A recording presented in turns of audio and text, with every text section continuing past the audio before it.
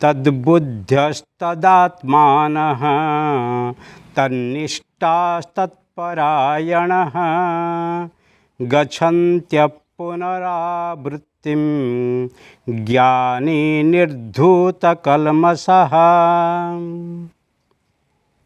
तद्बुद्ध्या तदात्मनः तन्निष्ठा तत्परायणाः गच्छन्ति अपुनरावृत्तिं ज्ञान निर्धूतकल्मषाः। भगवान आगे कहते हैं तद्बुद्ध्या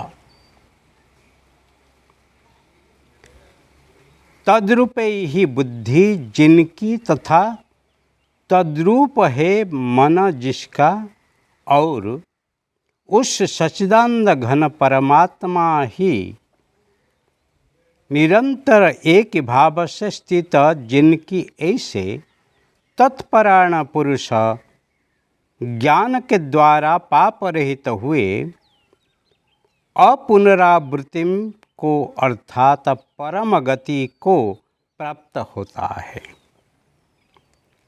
बहुत सुंदर बात है। जीवन के परम स्थिति को कैसे पाना है?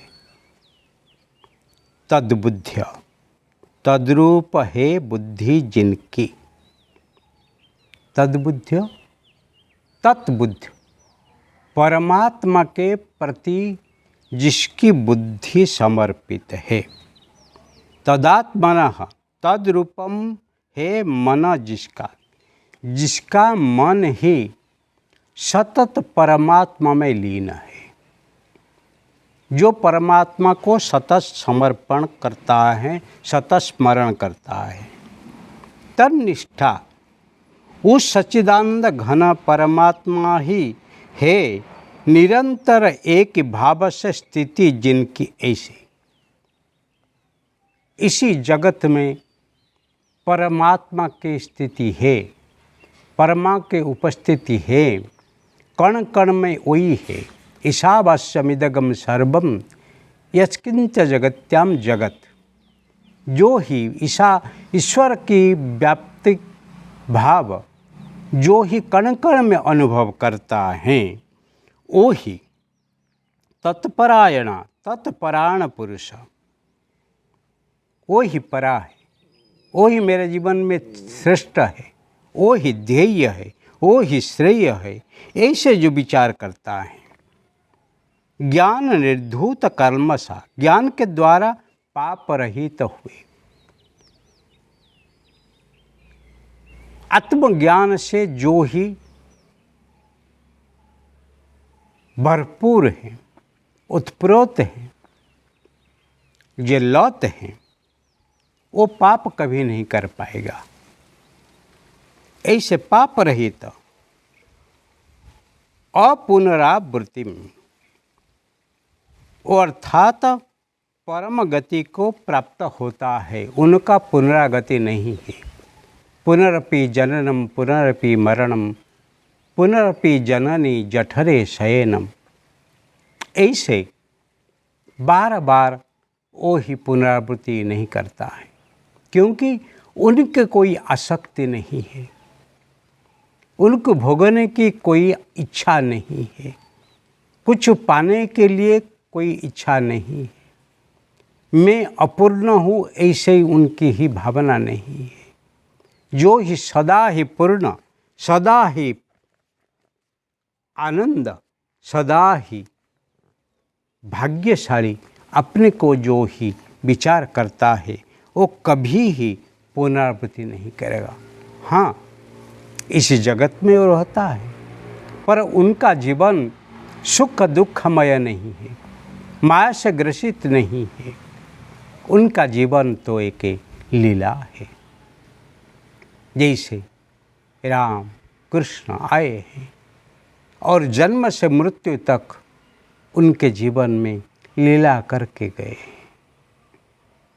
परंतु साधारण भोगी जो होता है वो ही जीवन जीता है, वो ही रोता है, थोड़ा मिलता है तो खुश हो जाता है और कुछ भी गुम हो जाए तो फिर रोता है। परंतु जो जीवन जीने का कला को सीख लेता है वो ही जीवन जीता है।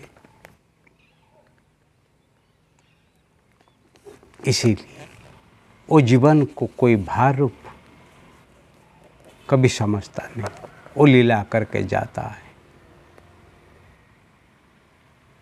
और जब भी ज़रूरत पड़ता है वो ही इसी धरती के ऊपर आके फिर भी लीला करके फिर चल जाता है। उनके लिए वासना कोई मजबूरी नहीं है, वो वासना प्रेरित जीव नहीं है, वो शिव हो के ही आता है, वो जाता है, वो उनका आनंद है, उनकी लीला है। परंतु जो जीव यहाँ कुछ पाने के लिए, कुछ भोगने के लिए आता है, वो वासना प्रेरित होकर आता है। उनके लिए सुख दुख भरा जीवन भार रूप हो जाता है। वो बार बार आता ही जाता ही रहता है। अंत्य जा या मति सा गति। जीवन के अंतिम समय में आपके मन में जो विचार है उसी के अनुसार आपकी गति निश्चित हो जाता है। परंतु जो सात्विक पुरुष है, जो निष्ठावान पुरुष है, जो सत्कर्मी पुरुष है, उनके जीवन में अंतिम इच्छा कुछ ऐसे नहीं है, अंतिम स्थिति ऐसे कुछ नहीं है। वो हमेशा ही हंसते हंसते ही देह छोड़ के ही परमात्मा में लीन हो जाता है। और कभी भी आना पड़ता है तो हंसते हंसते आता है।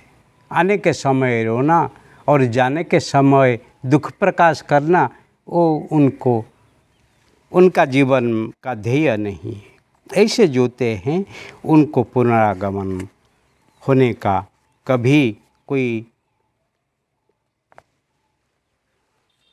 संभावना नहीं है। वो सदा मुक्त होके ही रहते हैं। इसीलिए वो ही धन्य जीवन जीते हैं। ऐसे धन्य जीवन सबको प्राप्त हो वो जीवन है।